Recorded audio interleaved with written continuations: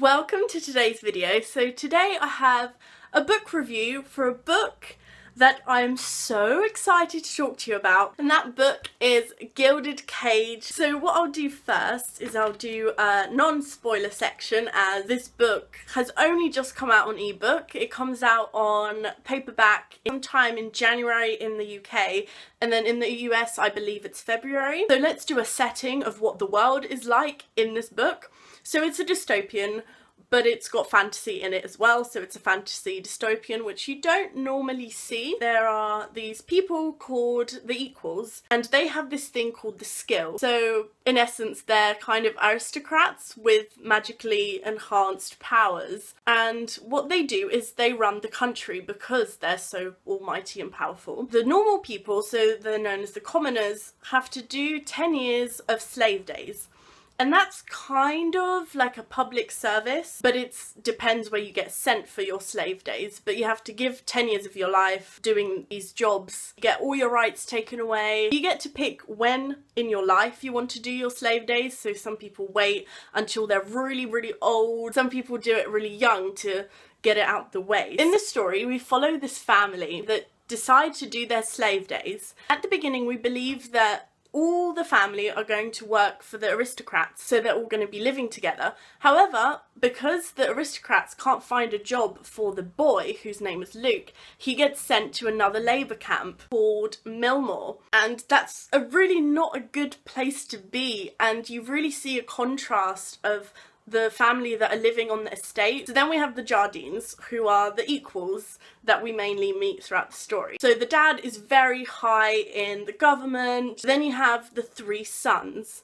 So first we have Gavar, who is the oldest. I hope I pronounced that right, but he's the oldest, so therefore he's the heir. Then we have Jenna, who doesn't have a skill, and that's frowned upon in this world because you're an aristocrat and you're an equal, but you don't have the skill. And then we have Cillian, who is the youngest, and my favourite, I would say. All three of them are not very nice people, of course, but each of them have a very interesting backstory. Some of them are nicer than others, but they all seem to have an ulterior motive with what they do, and that's what I found the most interesting, because you always get characters that are seen as evil, but you kind of think, oh, they must be lovely somewhere underneath all that because there's a reason we love them.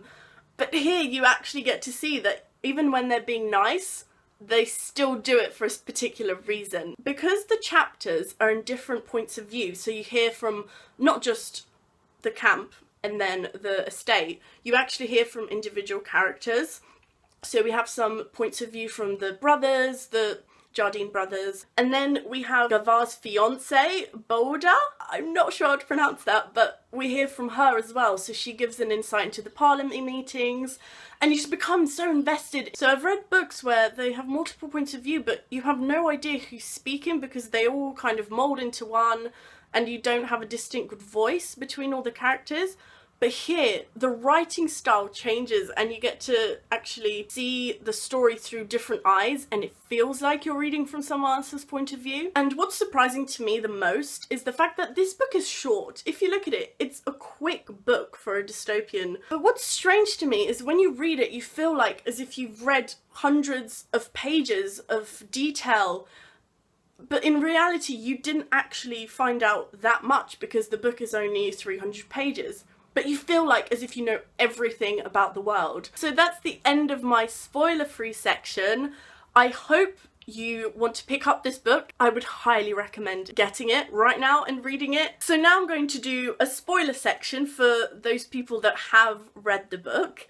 And first of all, I'm going to start off with the actual prologue. We just meet Leah in the prologue, and the fact that she dies right there, it's such an emotional start for a book, because normally prologues are sort of something from the past that explains the setting of the story, whereas here you get a total like bombshell given to you in the first chapter, and that hooks you from the beginning, because I tend to not like prologues, and I don't think that I'm the only one, because most of them are dull and you don't really care, you kind of want to skip it. Oh yeah, it's something from the past, nothing to do with the main characters. But here, you couldn't stop reading it, and it set a very dark tone, I think, for the book, which I love. So when Luke gets sent to the labour camp, I wasn't expecting for him to get involved with the rebel movement so fast, but straight away he meets Rini, who introduces him to the group that do all these things to try and abolish the slave days, which leads me to Cillian's proposal for the Chancellor to try and abolish the slave days. In book 1, they're already trying to abolish the bad thing that's in this world. That's like Katniss trying to get rid of the Hunger Games in book 1. It gets to the point straight away of this series. Cillian surprised me with that because I wouldn't think it's him. I would think Jenna would bring that proposal.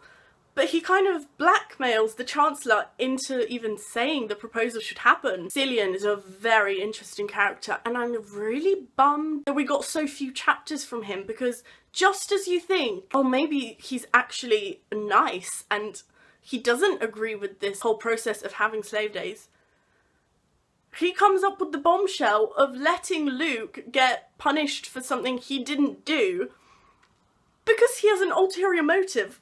Oh, it will help me for you to go to this atrocious slave life camp. Cillian, what are you doing? I thought you had a heart. So that completely threw me over the edge, and I thought, oh my god, we need to hear more from Cillian.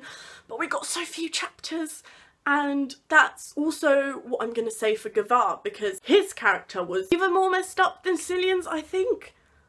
I thought he was an absolute psychopath that had no feelings, but the way he showed emotion towards Libby, wow, I never thought that he would have such a connection with Daisy as well and trust her with his child. Oh, so good. The way that his character was written, because it was kind of going up and down. So at first I thought, okay, he's mad, he's crazy, please get out. But then he brought Luke from the camp because Daisy asked him. And then you also have the whole thing, how he doesn't actually agree with his father a lot of the time. He completely reminds me of Warner from Shatter Me series.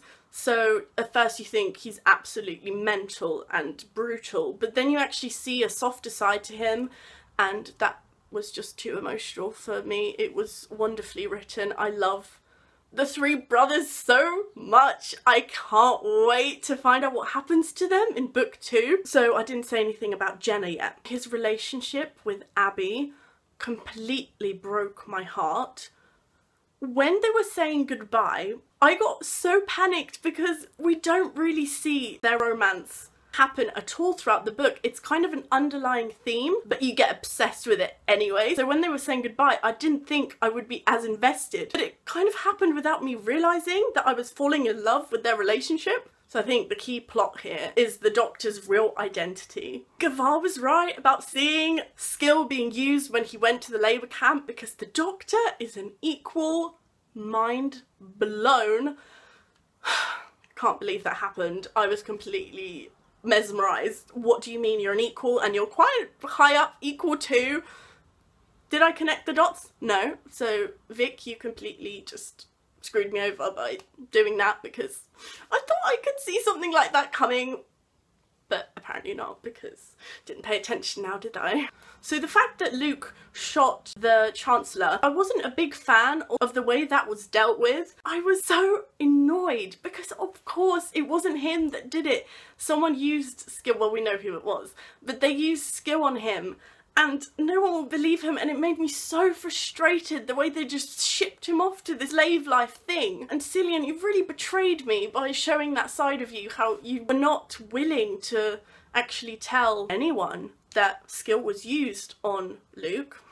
How could you do that to me? I hope Abby and Jenna meet very soon, but then based on the fact that Gavar kept going to Millmore means that, you know, Jenna can go and visit as well and they can fall in love and have more emotional scenes that break me. I don't know what else to say about this book other than the fact that it's amazing and it's beautifully written, and so many unfinished plot lines, which I'm so excited to have explained in book 2, which comes out in September. I can't even deal with that. So I hope you enjoyed my discussion of it. Don't forget to like the video and subscribe to my channel, and I'll see you next time. Bye!